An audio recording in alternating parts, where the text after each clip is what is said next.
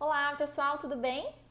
Hoje eu vim gravar para vocês uma análise objetiva sobre duas ADIs que nós temos no mundo do direito financeiro. São recentes, então, como a Banca FGV, por exemplo, está cobrando jurisprudência atualmente, né? Eu tenho aí um pouquinho de medo disso começar a ser cobrado para nós em AFO, tá? Ainda que a gente esteja tendo essas cobranças em finanças públicas, como essas duas ADIs tratam sobre despesa obrigatória de caráter continuado e renúncia de receita, que são temas que a gente estuda muito dentro de AFO, eu tenho um pouco de receio que isso passe a ser cobrado também nas nossas provas. Então, vou comentar aqui rapidamente sobre essas duas. Estou deixando um material aqui embaixo para vocês baixarem, se vocês quiserem, e também vou disponibilizar lá no Telegram, tá?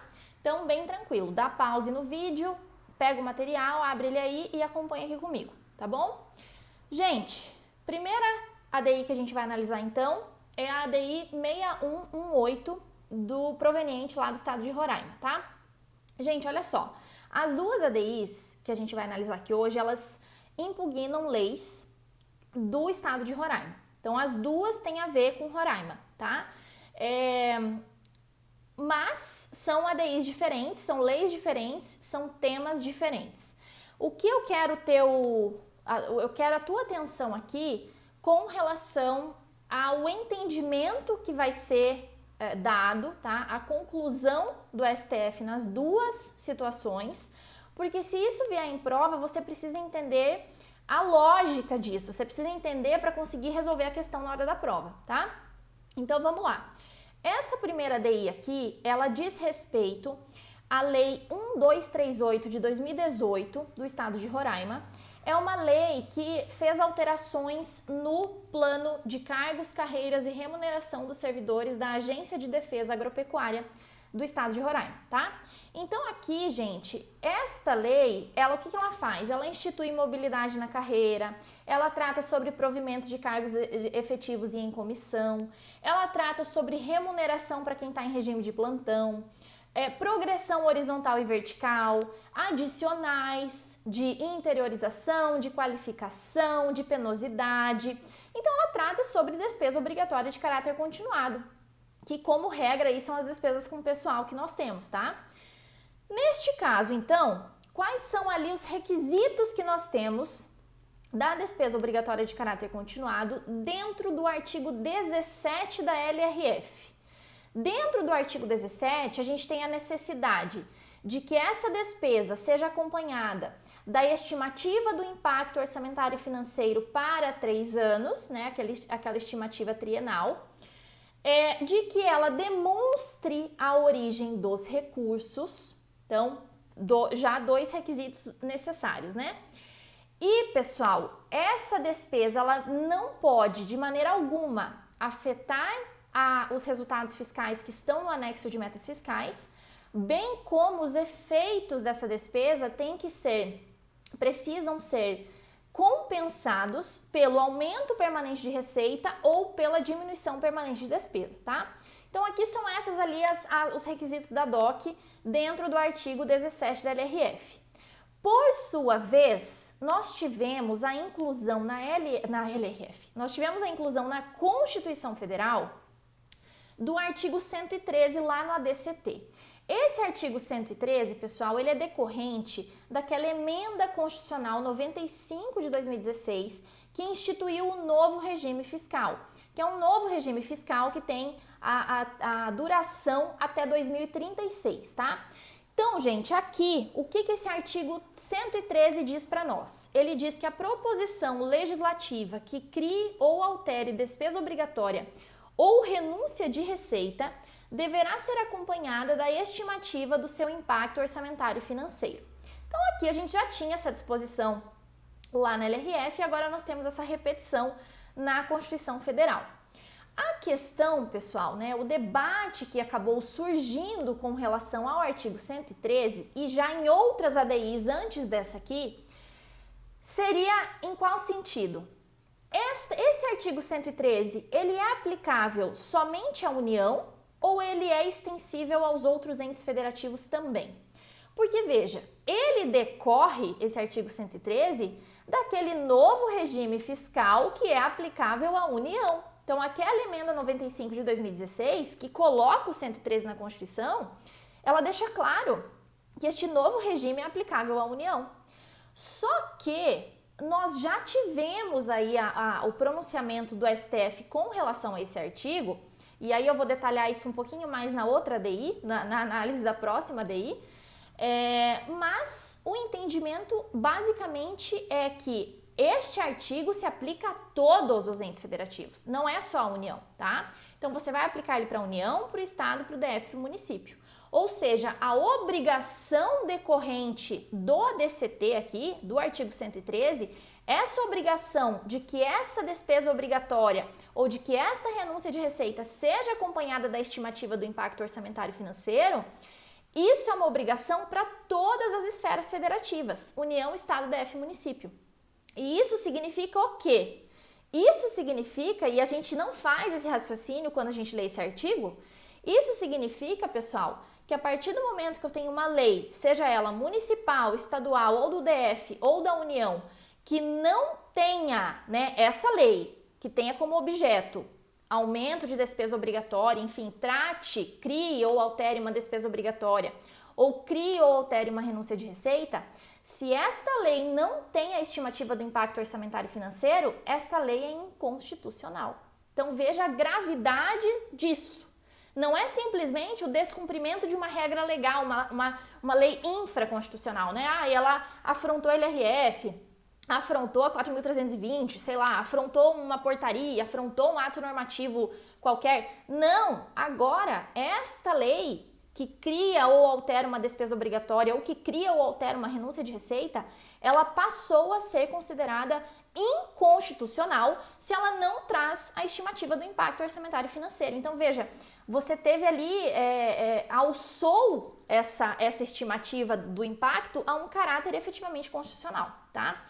Então, aqui, pessoal, havia essa dúvida, tá? Se esse 113 seria aplicável apenas à União ou não. E esta dúvida já foi dirimida, esta dúvida já foi resolvida.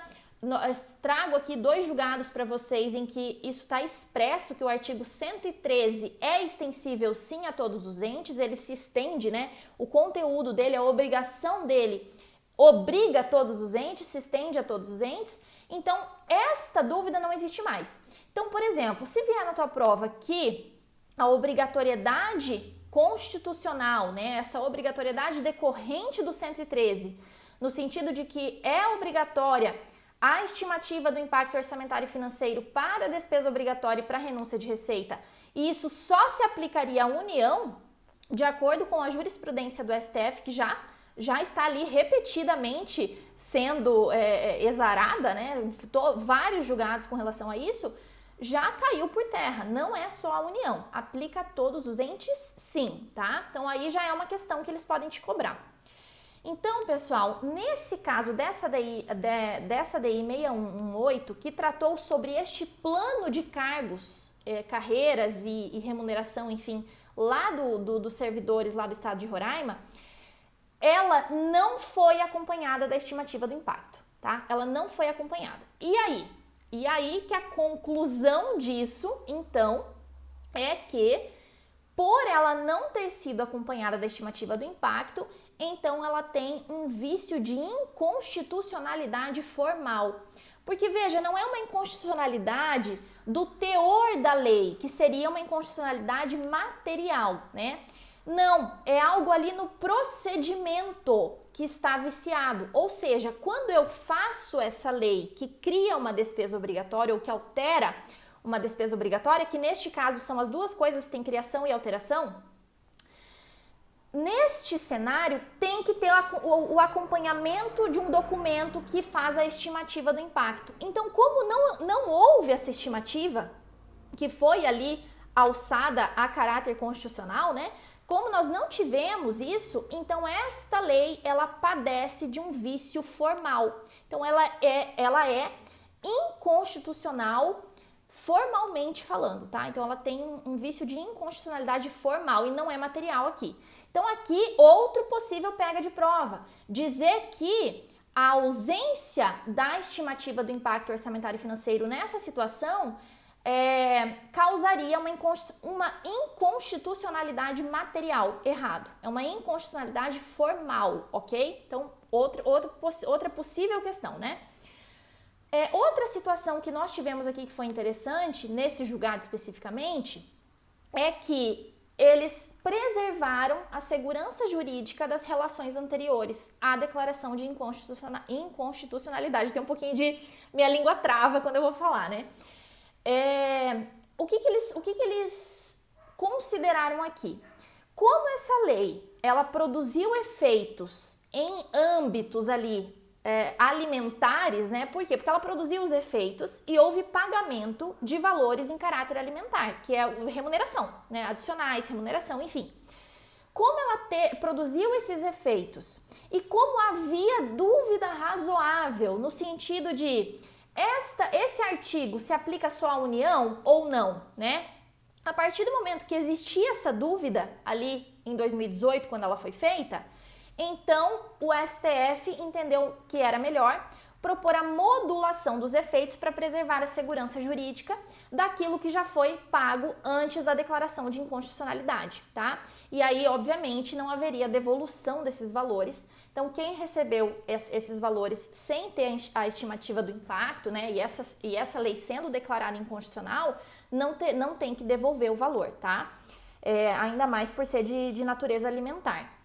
Então, pessoal, aqui nesse caso específico da 6118, que é essa DI da despesa obrigatória, eles modularam os efeitos e a declaração de inconstitucionalidade, ou seja, declararam inconstitucionais todos os artigos, todos que fizeram essa alteração e essa criação de despesa obrigatória dessa lei, né? Foi tudo declarado inconstitucional a partir do momento do julgamento. Então, ex nunc, né? Lembra que tem o ex tunc, que você bate na testa e vai para trás, então volta tudo, né? É inconstitucional desde a origem. Não é o caso aqui. Aqui é ex nunc, é o tapinha aqui na nuca, né? É daqui para frente. Então, gente, o ex nunc nesse caso, a declaração de inconstitucionalidade desse plano de cargos e carreiras, enfim, lá do estado de Roraima, ele foi declarado inconstitucional do julgamento que declarou a inconstitucionalidade para frente. Daqui para trás ficou tudo do jeito que estava, ninguém teve que devolver nada, porque tinha dúvida razoável com relação a este artigo ser aplicável só à União ou não, né? E tinha essa lógica de ser verba de caráter alimentar, tá? Então aqui foi isso, pessoal. Aqui essa que é a tese aí que foi emitida. É inconstitucional, sim, a lei que vai criar ou alterar a despesa obrigatória sem que ela venha acompanhada da estimativa do impacto orçamentário e financeiro, tá? Por sua vez, pra gente finalizar aqui esse vídeo, né? Agora a gente vai analisar a ação direta de inconstitucionalidade 6303, também lá de Roraima, tá?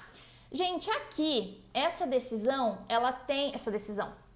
ADI, ela tem como objeto a Lei Complementar número 278 de 2019, também no estado de Roraima.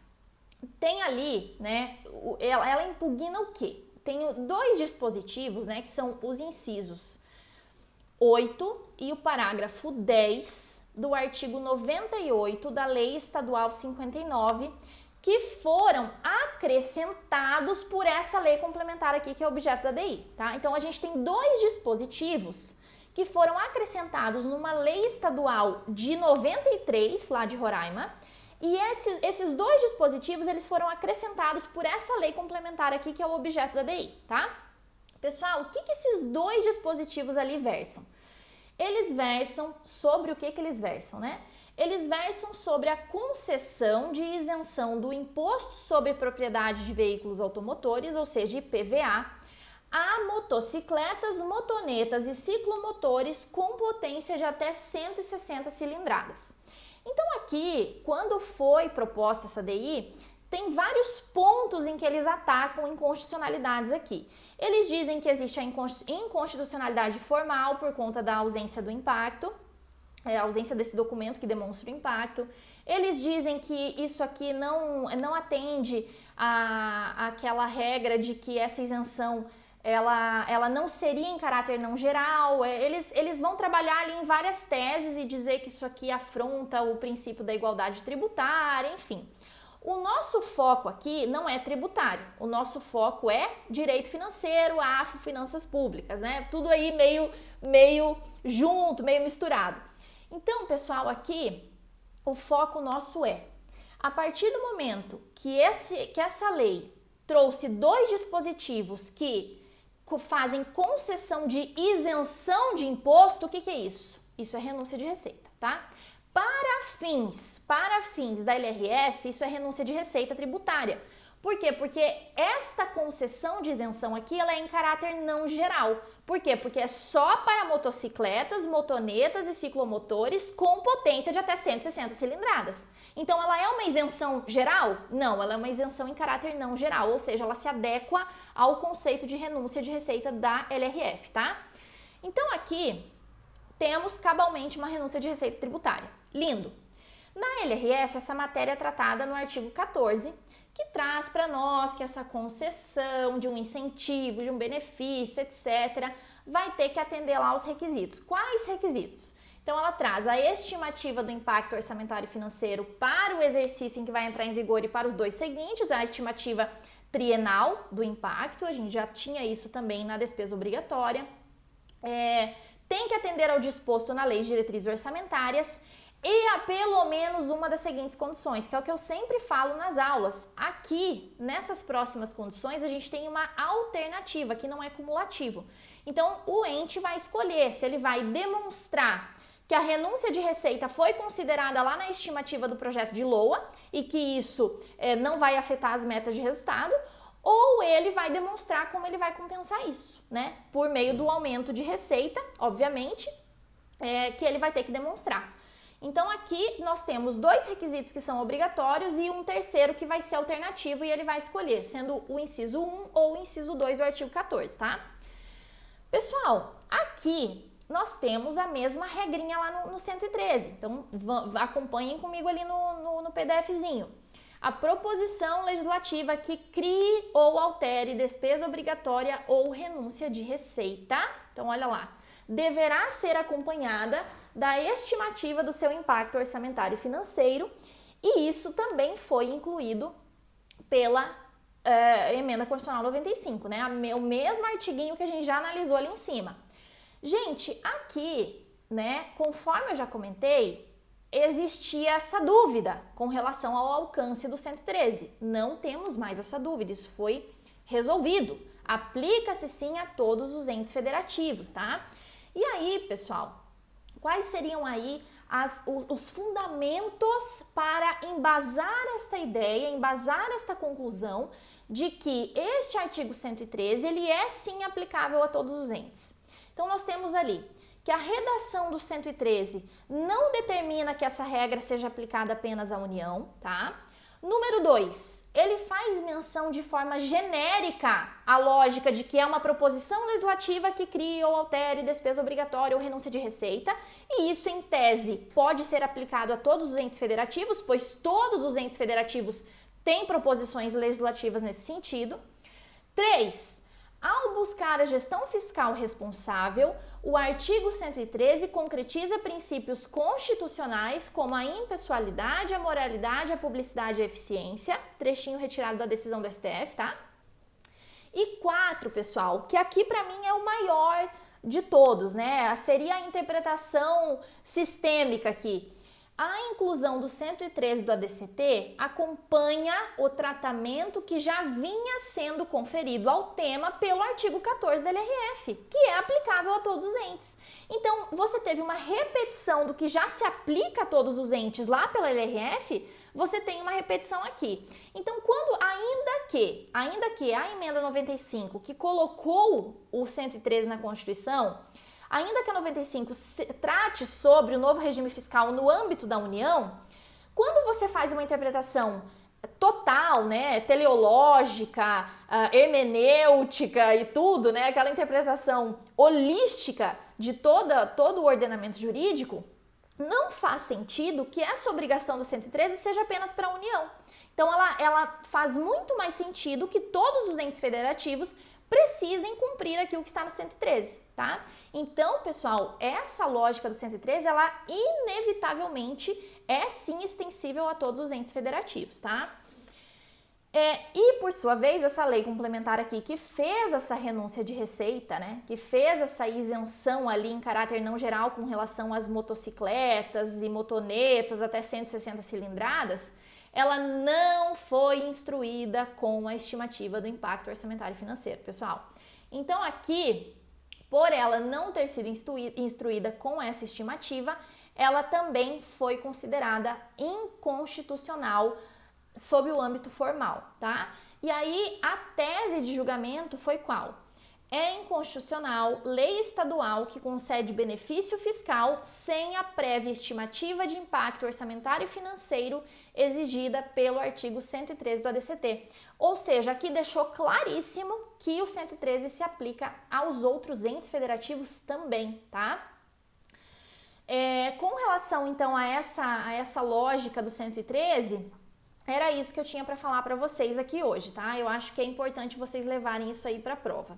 E, pessoal, eu achei bem interessante um entendimento aqui com relação ao 169, parágrafo 1º da Constituição. Porque tem situações aqui dos julgados em que eles estão analisando a despesa obrigatória e aí, por exemplo, o executivo que propõe a ADI, ele diz assim, olha, não tem dotação para fazer essa despesa. Então, isso é outra inconstitucionalidade, porque o 169 da Constituição diz que tem que ter prévia dotação orçamentária. Então, além do 113, também tem outra inconstitucionalidade nesse sentido. E aí, gente, eu achei bem interessante que o entendimento do STF com relação ao 169, parágrafo 1º, é que, olha só, eu vou ler aqui para vocês. A jurisprudência desta casa firmou-se no sentido de que a ausência de dotação orçamentária prévia apenas impede a aplicação da legislação que implique aumento de despesa no respectivo exercício financeiro, sem que disso decorra a declaração de sua inconstitucionalidade. Então aqui, isso também está aqui no esqueminha que eu passei para vocês, está aqui nessa página, deixa eu achar, página 1, 2, está na página 3, pessoal, está na página 3, tá? É o julgado inteiro que está na 3 ali, a ADI 6102. O item 1 da ementa, ela diz exatamente isso que eu acabei de ler para vocês. O que isso quer dizer? Isso quer dizer que o STF, quando ele é provocado por meio de uma ADI, no sentido de que alguma lei que criou uma despesa de pessoal, ela não observou a existência de dotação prévia, essa lei não é declarada inconstitucional, gente. O que eles entendem aqui? Eles entendem que isso está no plano da eficácia e não da análise da validade. Eles entendem assim, ó, a partir do momento que não tenho dotação para fazer, isso se resolve no plano da eficácia porque simplesmente a dotação não será, a despesa não será realizada porque não tem dotação. Então isso se resolve na eficácia e não existe a necessidade de você declarar a inconstitucionalidade nesse sentido. Então aqui eu achei interessante esse posicionamento, tá? Não vou dizer para vocês que eu concordo com ele, porque obviamente, quem sou eu na fila do pão, né, gente? Quem é Gabriela na fila do pão para concordar ou não com o STF? Mas eu acho estranho você declarar a inconstitucionalidade porque não teve a estimativa do impacto, e isso está na Constituição Federal, isso ser uma obrigatoriedade, mas dizer que não tem que ter a análise com relação à constitucionalidade se não tem prévia dotação orçamentária. E isso é uma regra constitucional também, né? Enfim, pessoal, digressões nossas aqui dos meros mortais que somos, né? Mas eu acho esquisito, assim. Enfim, qualquer hora eu vou me aprofundar mais, ver se eu consigo concordar ou não, né? Mas levem também esse entendimento.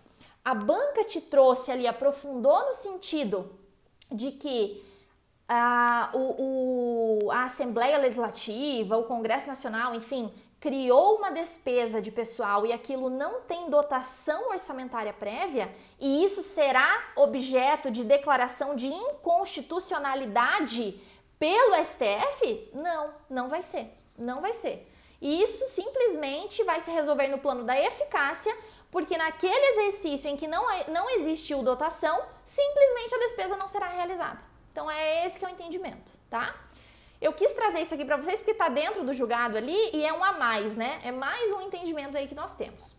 Então, pessoal, hoje a lógica foi essa, a ideia foi essa. Analisar os julgados, essas duas ADIs que são super recentes, tem a ver com o artigo 113, que é um artigo aí que veio para ficar, né? E veio para servir para declarar a inconstitucionalidade de um monte de lei. E eu quero só chamar atenção para um último ponto aqui antes de finalizar o vídeo. Gente, o artigo 113, ele não diz respeito somente à renúncia de receita tributária, hein? Aqui, e ó, aqui também, né, ela deixa bem genérica. É criação ou alteração de despesa obrigatória. Então, digamos que é uma despesa obrigatória, mas ela não se encaixa nos requisitos da despesa obrigatória de caráter continuado. Se é uma despesa obrigatória, tem que ter um impacto. É uma renúncia de receita não tributária. Tem que ter um impacto porque o artigo 113 não diz que a renúncia de receita é só tributária. Se for uma renúncia de receita decorrente de aluguel, por exemplo, o Estado, o município, enfim, resolveu renunciar os juros, a correção, sei lá, do aluguel por conta do Covid-19, por conta de outra ou alguma outra situação que ele te invente na hora da prova. Renúncia de aluguel não é receita tributária? Ainda assim, tem que ter a estimativa do impacto, porque o artigo 113 ele é geral, ele é para renúncia de receita tributária ou não tributária. A lógica da renúncia de receita tributária está só no artigo 14 da LRF, tá? Então, o 113 ele é qualquer renúncia de receita ou qualquer despesa obrigatória, tá? Então, aqui eu peço atenção para peço atenção de vocês para isso também, tá bom? Então é isso, meu povo. Era um vídeo mais bate-papo aqui pra gente entender a lógica desses dois julgados, bem tranquilo, mas eu quero que vocês levem isso para as próximas provas, até porque, né, tá cada vez mais puxado, cada vez mais pesado, então vai que isso vem pra você, você já tá sabendo do que se trata, tá bom? Então é isso, meu Instagram é @gabiprofessora. Se vocês quiserem, podem me seguir lá, tô lá disponível para sanar dúvidas de vocês, responder vocês, enfim, tô lá disponível, tá bom? Um beijo e até o nosso próximo vídeo, gente. Tchau!